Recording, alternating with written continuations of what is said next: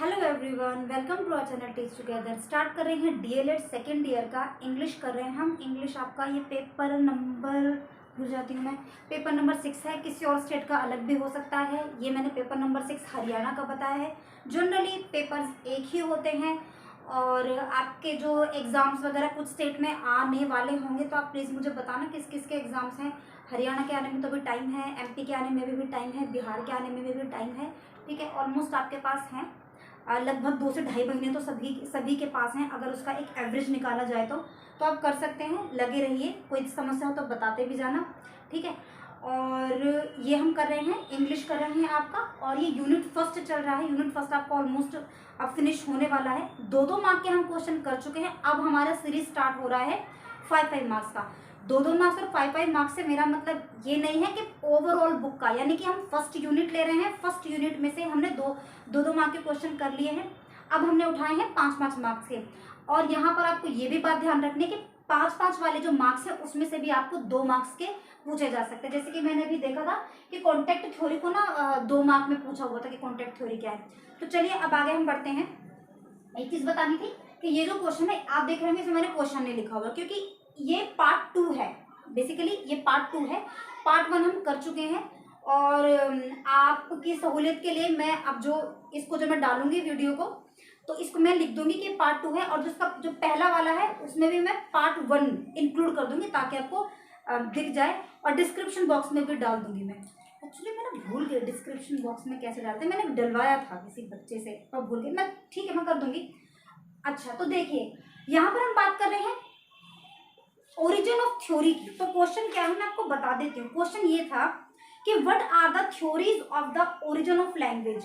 यानी कि अगर हम बात करें लैंग्वेज की, तो लैंग्वेज का जो एक बिगिनिंग पॉइंट होता है या फिर लैंग्वेज का एक ओरिजिन क्या है। ओरिजिन आप ऐसे समझ सकते हो कि उसका इनिशियल स्टेज क्या रहा होगा, हम उसको कैसे समझे, कैसे लैंग्वेज ने अपने आप को आरंभ किया होगा। इस तरीके से आप इसे समझ सकते हैं। तो देखो, जितने भी शिक्षाविदाएं हैं, फिर जो वो लोग जो लैंग्वेज के ऊपर स्टडी करते हैं, उनकी अपनी अपनी थ्योरीज रही है। क्योंकि इसका कोई ना एक सर्टेन वो नहीं है, एक निश्चित प्रकार नहीं निकल के आया है कि हाँ भाई लैंग्वेज को ऐसे ही बनाया गया होगा या फिर यहाँ से इसकी स्टार्टिंग हुई। तो पहले हमने इसका क्या किया था, लैंग्वेज का हमने एक छोटा सा, जैसे कि लिखते हैं ना प्रस्तावना टाइप लिखते हैं, वो पहले वाले क्वेश्चन में हमने वो डाला जो कि मोस्ट इंपॉर्टेंट है, उसको बिल्कुल मत छोड़ना लिखना। ठीक है, वो लिखा है जो कि आपको वीडियो नंबर पार्ट 1 में मिल जाएगा। उसके बाद फिर हमने थ्योरीज लिखी है, मतलब कि पहले हमने ये समझाया है कि ओरिजिन क्या है। उसके बाद फिर जो उसको जो थ्योरी दी है ना अलग अलग लोगों ने, और थ्योरीज के जो नाम दिए हैं, आप जानते समझते हो ना थ्योरी क्या होता है। तो थ्योरीज के नाम के साथ हमने इसको थोड़ा सा एक्सप्लेन करने की कोशिश की है। पहली थ्योरी जो हमने लिखी थी वो लिखी थी हमने सेलेटिकल थ्योरी। सेलेटिकल थ्योरी में हमने क्या देखा था कि मतलब इसको हम मतलब एक ईश्वरीय तरीके से हमने इसको समझा कि मतलब जो हमारी भगवत गीता है, भगवत गीता में स्वयं कृष्ण कह रहे हैं कि भी जो भाषा है वो मुझसे ही बनी है। तो उसमें थोड़ा सा ओम के बारे में बताया गया है, ओम की साउंड्स के बारे में बताया गया है। वो आपको पार्ट 1 में मिल जाएगा, देख लेना जाके। ठीक है, अब इसके हम कुछ पॉइंट्स और करेंगे, जैसे कि इसको अब रख देते हैं यहाँ। एक है इसका डेवलपमेंट थ्योरी। डेवलपमेंट थ्योरी क्या बोलती है, देखो जो लैंग्वेज होती है ना वो कभी भी स्थिर नहीं होती है, या फिर जैसे मैंने और भी आपको वीडियोस में बताया कि अगर आज हम जिस तरीके से बोल रहे हैं ना, आने वाले 5-6 सालों में ऐसा नहीं बोला जाएगा। ऐसा नहीं बोला जाएगा मेरा मतलब ये नहीं है कि हम कोई और ही भाषा बोलने लग जाएंगे। मतलब ये कि शब्दों में बदलाव आने लगता है। आप खुद भी देख रहे होंगे कि आजकल तो मैं देख रही हूँ कि भाषा बहुत जल्दी अपना वो मतलब हम लोग बड़े आड़े टेढ़े से वो शब्दों का यूज कर रहे हैं। और शायद इसका कारण कहीं ना कहीं सोशल मीडिया को मैं देखती हूँ, क्योंकि सोशल मीडिया से हो क्या रहा है ना कि हम कुछ भी बोल रहे हैं, कुछ भी कर रहे हैं, तो वो चीज प्रचलित हो जाती है, लोगों तक बहुत जल्दी पहुंच जाती है, और फिर लोग उसी का ही फिर यूज करने लग जाते हैं। होते हैं ना बड़े अजीब अजीब से शब्द, कुछ भी निकाल लेते हैं, उनका एक अपना एक मीनिंग भी निकाल लेते हैं, अजीब से मीम्स होते हैं। तो भाषा तो पहले भी बदलती आई है, लेकिन होता क्या कि धीरे धीरे ग्रेजुअली ये चेंज होती है। मतलब सीधा सा ये है कि डेवलप होती है। ठीक है, वो आगे बढ़ती है, वो वही नहीं है। और हाँ, इसको ऐसे समझ सकते हैं। अब देखो यहाँ क्या बात हो रही है, समझ आ गया होगा वैसे आपको, इतनी बड़ी चीज नहीं है इसमें। दिस थ्योरी प्रोपाउंड्स दैट, ये थ्योरी प्रोपाउंड करती है यानी कि बता रही है, समझा रही है language is the result of evolution, कि जो लैंग्वेज होती है वो क्या है, इवोल्यूशन का रिजल्ट है, यानी कि एक तरीके से बूमिंग का रिजल्ट है, एक तरीके से मतलब आपने किस तरह से नई चीजों को इजाद किया है, किस तरह से अपने नए शब्दों को आप लेके आए हैं, या फिर बोलने के तरीके को। इवोल्यूशन मतलब एक तरीके से कुछ नयापन, लाइक कुछ कुछ नया होता है। आप भी देखते होंगे हर दिन कुछ ना कुछ एक अलग चीज निकल के आती है, तो भाषा भी कुछ ऐसे ही है, वो हर बार एक नएपन के साथ प्रस्तुत होती है। इवोल्यूशन एंड डेवलपमेंट, ठीक है। तो भाषा क्या है, भाषा इवोल्यूशन है और उसके साथ क्या होता है, डेवलपमेंट होता है, इतनी सी बात है। इसके बाद क्या है, सिंबॉलिक थ्योरी। तो भाषा में क्या होता है, कुछ सिंबल्स होते हैं और उन सिंबल्स के माध्यम से ही आप अपनी बात को लिखते हैं या फिर कहते हैं। जैसे कि हमने पहले भी समझा था कि अगर मैं बात करूं ट्री की, तो अगर मैं ट्री लिख रही हूँ, TREE ट्री लिख रही हूँ, और कोई ट्री खड़ा है मेरे सामने, मैंगो ट्री है, एप्पल ट्री है, कोई भी है, तो उस लिखे हुए ट्री का और वो जो एक सचमुच का जो ट्री खड़ा है, उन दोनों में कोई संबंध नहीं है। बट TREE ट्री किसको सिंबलाइज करता है, उस एक्चुअल ट्री को। तो ये सिंबल्स होते हैं, ठीक है। और ये सिंबल्स हमने खुद ने ही बनाए हैं। मेरे लिए अगर TREE ट्री है, तो जो पेड़ बोल रहा है ना, या फिर वृक्ष बोल रहा है, उसके लिए ट्री से कोई मतलब नहीं है। मतलब यहाँ पर क्या निकला कि जिस सिंबल को हम समझते हैं हमारे लिए वही भाषा है। अगर कोई किसी सिंबल को नहीं समझ पा रहे तो वो उसके लिए भाषा नहीं है। अब यहाँ क्या लिखा है, अकॉर्डिंग टू दिस थ्योरी, कि इस थ्योरी के अनुसार लैंग्वेज इज ओरिजिनेटेड, जो लैंग्वेज है वो कैसे ओरिजिन होती है, कैसे बनती है, on the basis of different symbols, कि जो लैंग्वेज होती है वो कैसे ओरिजिन होती है डिफरेंट डिफरेंट सिंबल से, ऑफ थिंग्स रिवीलिंग, और जिससे कि फिर जो हमारी जो चीजें होती हैं वो रिवील होती हैं, यानी कि वो उजागर होती हैं, वो सामने आती हैं, revealing different feelings and thoughts.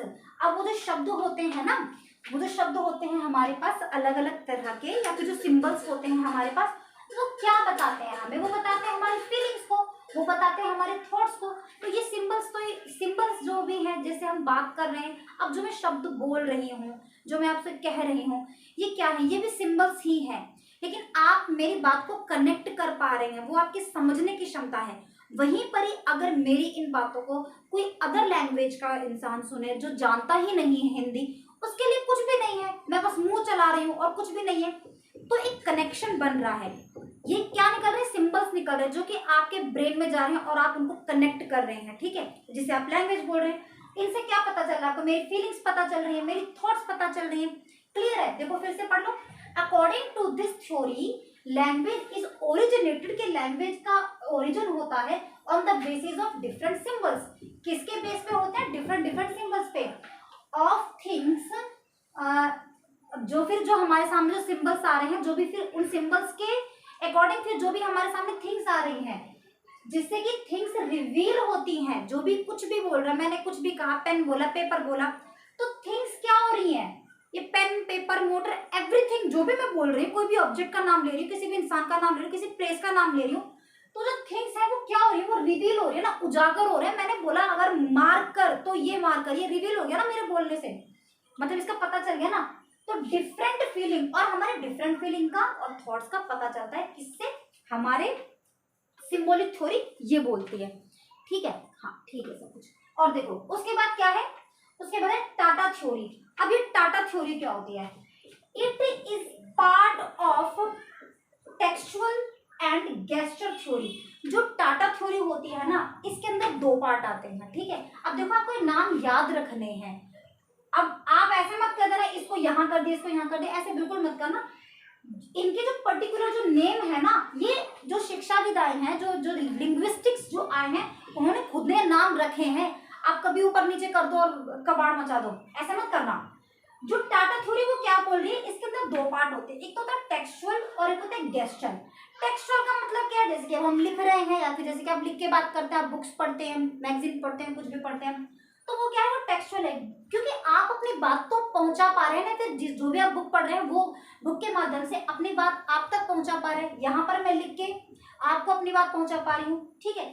Textual बहुत ईजी है समझना इसको। उसके बाद क्या होता है, गेस्चर थ्योरी। गेस्चर थ्योरी का मतलब होता है कि जब अभी मैं बात कर रही हूँ आपसे, मेरे हाव भाव चेंज हो रहे हैं, कभी मेरे मेरे हाथ जो है वो मूव कर रहे हैं यहाँ वहाँ, जैसे कि मैं बोल रही हूँ, जो मेरा जो गर्दन है वो बार बार नूड कर रहा है, नूड मतलब मैं हिला रही हूँ, जैसा मैं बोल रही हूँ उस तरीके से मैं अपने या फिर हम अपनी आईब्रोज को भी अप डाउन करते रहते हैं। तो ये क्या होता है, ये हमारे गेस्चर होते हैं, या फिर मैं अपने बॉडी को कैसे मूव कर रही हूँ, या फिर मैं किस तरह से मैं बोल रही हूँ, ठीक है, हम सब लोग ऐसा ही करते हैं। ये होता है गेस्चर। तो आपके गेस्चर से भी पता चलता है कि बात कैसे हो रही है। अगर कोई कोई एक कोई गुस्सा है तो उसके गेस्चर अलग हो जाते हैं। अगर कोई मतलब खुश है तो उसके गेस्चर अलग हो जाते हैं। जब आप खुश होते हो तो आपकी स्माइल यूं होती है ना, और जब आप दुखी होते हो तो आपकी स्माइल यूं नीचे हो जाती है ना, आप वो इमोजी वगैरह में भी दिखाते हो ना, वही सारी चीज।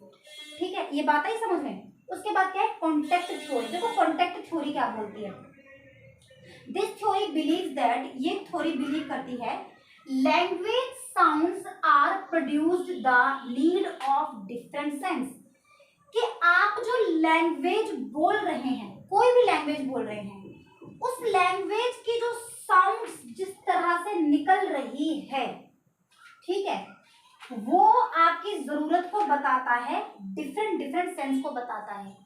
अब शायद लगभग आप लोगों ने पीके मूवी देखी होगी, जब वो आमिर खान उसमें जेल में बैठा होता है, जब वो ऐसे बोलता है ना अच्छा अच्छा, तो वो एक ही वर्ड को बार बार अलग अलग तरीके से वो करके दिखाता है। तो उसमें क्या होता है, हर बार उसका सेंस अलग होता है। एक ही अच्छा से वो कितने सारी चीजों को प्रोपाउंड करता है, बताता है। तो यहाँ पर उसका एक ही वर्ड है जो कि सेंस को, अलग अलग सेंस को बता रहा है, और क्या हो रहा है कि जो उसकी जो साउंड्स है वो भी अलग अलग हो रही है। तो यही कॉन्टेक्ट थ्योरी होती है कि आप उससे किस तरह से कॉन्टेक्ट बनाएंगे। ठीक है, आप जैसे कि आपने बोला ओके, तो एक ओके आप ऐसे भी बोल सकते हो कि आपको कोई चीज समझ आ गई। एक ओके आप ऐसे भी बोलोगे कि आपने किसी की कमांड को फॉलो किया। तो it is only on depend on your sounds, कि आप साउंड से भी अपने आप को बता सकते हो या फिर अपने आप को रिवील कर सकते हो कि आप क्या कहना चाह रहे हो। ठीक है, तो ये क्या था, ये कॉन्टेक्ट थ्योरी था। तो ये इसके मैंने 5 पॉइंट लिखवा दिए हैं आपको, इनको कर लेना, और कोई दिक्कत परेशानी होगी तो आप कमेंट बॉक्स में मुझे बता ही देंगे। तब तक के लिए thank you, good bye, tata and see you.